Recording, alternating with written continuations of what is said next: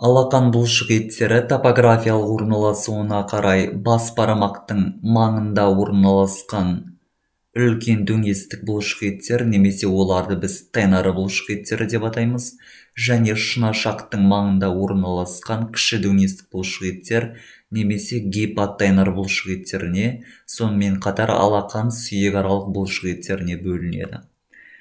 Алақанның үлкен дөңесінің бұлшық еттері: бірінші бұлшық ет бас бармақты алшақтатқыш қысқа бұлшық ет, мускулус абдуктор полицис бревис деп аталады.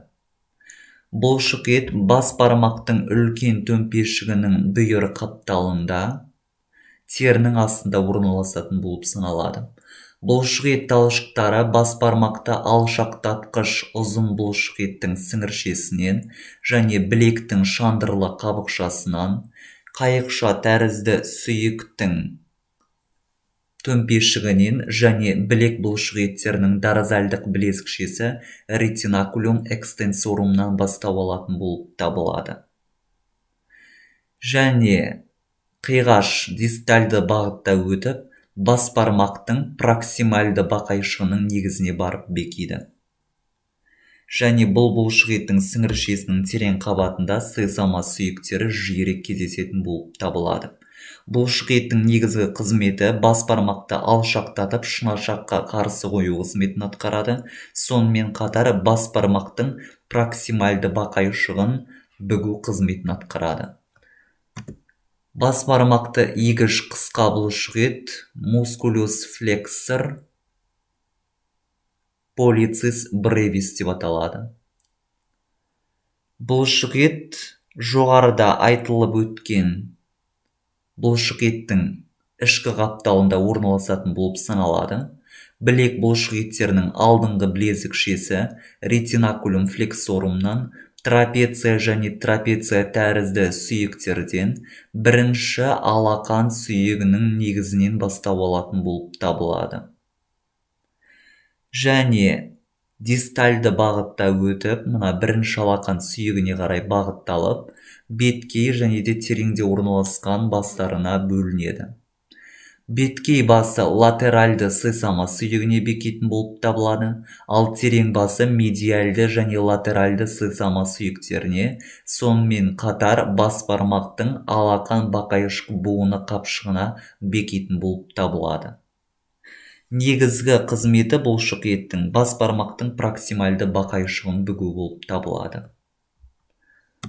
Бас бармақты шынашаққа қарсы қоюшы бұлшық ет мускулус аппоненс полицис деп аталады. Бұл бұлшық ет сыртқы пішіні жалпақтау және де үшбұрыш тәрізді келген бұлшық ет болып табылады. Трапеция тәрізді сүйек төмпешігінен білектің алдыңғы топ бұлшық еттерді бүгуші бұлшық еттің алдыңғы білезікшесі ретинакулум флексорумнан бастау алатын болып табылады. Дистальды бағытта өтіп, бас бармақтың алақандық сүйегінің сыртқы бетіне барып бекитін болып табылады. Негізгі қызметі бас бармақты шынашақ саусағына қарай қарсы қою. Келесі бас бармақты ішке тартқыш бұлшық ет мускулус аддуктор полицис деп аталады. Ол бас бармақтың үлкен төмпешігін құраушы бұлшық еттердің терең қабатында орналасқан болып табылады. Бұлшық еттің қиғаш орналасқан және көлденең орналасқан бастары ажыратылады. Қиғаш орналасқан басы капут обликум, алақанның сәулелі бағытта орналасқан байламы лигаментум радиатум деп аталатын мына жерде байлам болады. Басты сүйектен ос капитатум және екінші, үшінші алақан сүйектерінің алақандық бетінен бастау алатын болып табылады. Ал көлденең басы болатын болса, ол үшінші алақан сүйегінің алақандық бетінен және екінші, үшінші алақан сүйегінің басынан бастау алатын болып табылады. Екі басы бұрыш құрай отырып, бір жерге жинақталады және бас бармақтың проксимальды бақайшығының негізіне барып бекитін болып табылады. Негізгі қызметі бас бармақты ішке қарай тартып, проксимальды бақайшықты бүгу қызметін атқарады. Ендігі алақанның кіші дөңесінің бұлшық еттеріне тоқталамыз, яғни шынашақ маңындағы бұлшық еттер. Біріншісі алақанның қысқа бұлшық еті мускулус пальмарис бревис деп аталады.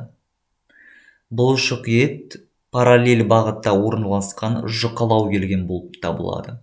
Алақанның медиальды қапталында орналасқан апоневроздан білек бұлшық еттерінің алдыңғы білезікшесі ретинакулум флексорумнан бастау алатын болып табылады және көлденең бағытта өтіп, алақанның кіші төмпешігі маңындағы теріге ұласатын болып табылады. Негізгі қызметі алақанның апоневрозын керу және осы маңда қатпарлар түзу қызметін атқарады. Шынашақты алшақтатқыш бұлшық ет мускулус абдуктор дигити миними деп аталады. Ол шынашақтың ішкі қапталында орналасады. Бұлшық ет талшықтары мына жерде бұршақ тәрізді сұйық болады және игі шынтақ жілік білезіктік бұлшық ет сіңіршесінен мускулус флексор карпи ульнарисінің сіңіршесінен бастау алады және білек бұлшық еттерінің алдыңғы білезікшесінен ретинакулум флексорумнан бастау алатын болып табылады. Дистальды бағытта өтіп, шынашақтың проксимальды бақайшығының шынтақ жілік маңындағы бетіне барып бекетін болып табылады. Негізгі қызметі шынашақты алшақтатып, проксимальды бақайшықты бүгу қызметін атқарады. Шынашақты бүккіш қысқа бұлшық ет мускулус флексор дигити миними бревис деп аталады. Бұлшық ет ілмек тәрізді сүйектің ілмегінен хамулус ос хаматис және білек бұлшық еттерінің алдыңғы білезікшесі ретинакулум флексорумнан бастау алатын болып табылады. Дистальды бағытта өтіп, шынашақтың проксимальды бақайшығының негізіне барып бекетін болып табылады. Негізгі қызметі шынашақтың проксимальды бақайшығын ішке қарай бүгу және де ішке қарай тарту қызметін атқарады. Шынашақты қарсы қоюшы бұлшық ет мускулус аппоненс дигити миними деп аталады. Бұлшық ет шынашақтың бүккіш қысқа бұлшық етінің ішкі қапталында орналасады және ілмек тәрізді сүйектің ілмегінен білек бұлшық еттерінің алдыңғы білезікшесінен бастау алады. Дистальды бағытта өтіп, шынашақ саусақтың 5-ші алақан сүйегінің шынтақ жілік маңындағы бетіне барып бекетін болып саналады. Негізгі қызметі шынашақ саусағын бас бармаққа қарсы қою болып табылады.